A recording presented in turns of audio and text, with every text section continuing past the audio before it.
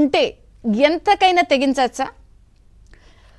కన్ను మిన్ను కానకుండా ఐపీఎస్లు కూడా క్విడ్ ప్రోగోతో ప్రవర్తించచ్చా? ఈ మూడు ఉంటే ఎంతకైనా బరి తెగించవచ్చు అని నిరూపించి యావత్ దేశాన్ని సంచలనం సృష్టించేలాగా చర్చకు దారితీసినటువంటి కేసు ఆంధ్రప్రదేశ్లో ముంబై హీరోయిన్ జత్వానీ కేసు.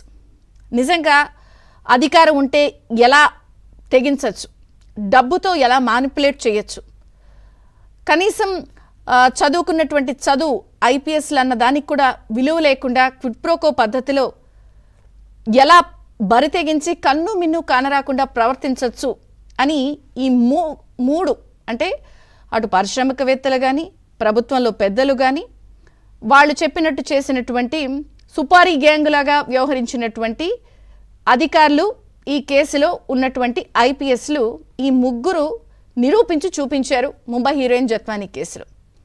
మీ అందరికీ గుర్తుండే ఉంటుంది, గతంలో చంద్రబాబు గారు, ఇప్పుడు ప్రస్తుత ముఖ్యమంత్రి చంద్రబాబు గారు ప్రతిపక్షంలో ఉన్నప్పుడు పదే పదే ఒక మాట అంటూ ఉండేవారు, స్టేట్ స్పాన్సర్డ్ టెర్రరిజం అని.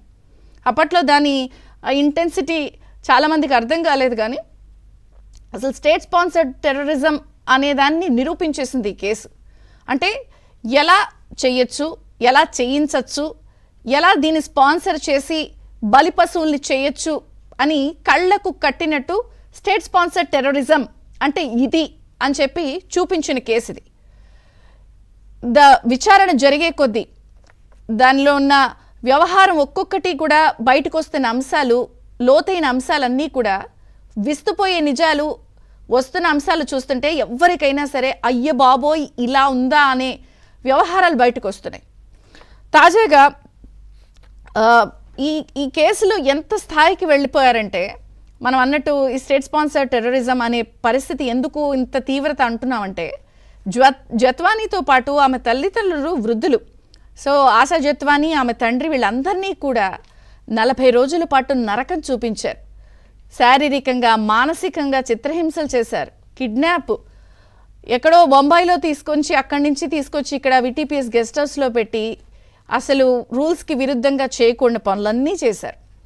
ఆమె ఇచ్చినటువంటి వాంగ్మూలంలో అయితే అనేక విషయాలు సంచలనం కలిగిస్తున్నాయి.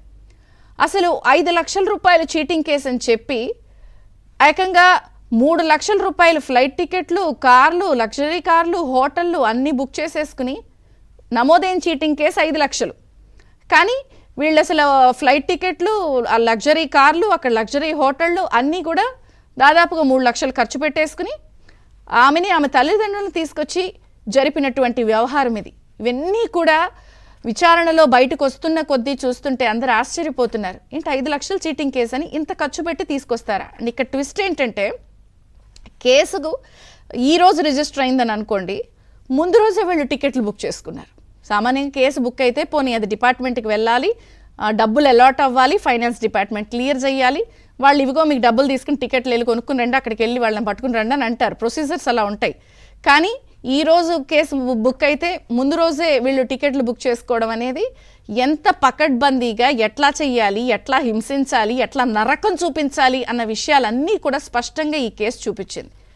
తాజాగా ఇప్పుడు ఈ కేసు ఒక స్నేహితుడైన పారిశ్రామికవేత్తకు సాక్షాత్తు ప్రభుత్వ పెద్దలే ఈ స్థాయిలో అండాదండగా ఉండి పోలీసులను అసలు సుపారీ గ్యాంగుల మాదిరి వాళ్ళని వాడేశారంటే ఎలా ఉందో అర్థం చేసుకోవచ్చు. ఇదే కాకుండా ఇప్పుడు ప్రస్తుతం ఈ కేసులో ఫిర్యాదులన్నీ అందిన తర్వాత అప్పుడు ఏదైతే ఈ కేసుకి సంబంధించి వాళ్ళు ఉన్నారో తాజాగా వేటు పడింది. ఈ కేసులో 2 పోలీసులపై వేటు పడింది.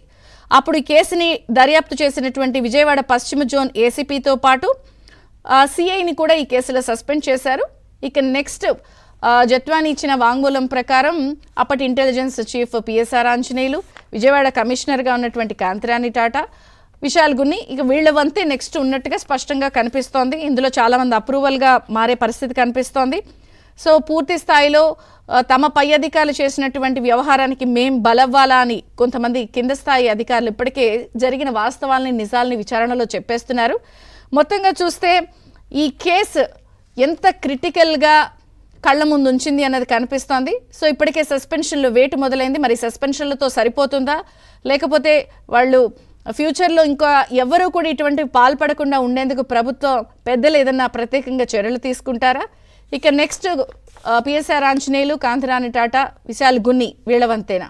సో వీళ్ళందరికీ కూడా ఒక్కొక్కరిగా ఇందులో ఉన్నటువంటి సూత్రధారులు, పాత్రధారులందరికీ కూడా వీపు విమానం మోతేనా? చర్చిద్దాం. చిన్న విరామం తర్వాత ఈ అన్ని అంశాలపై చర్చ ప్రారంభమవుతుంది. చూస్తూనే ఉండండి ABN.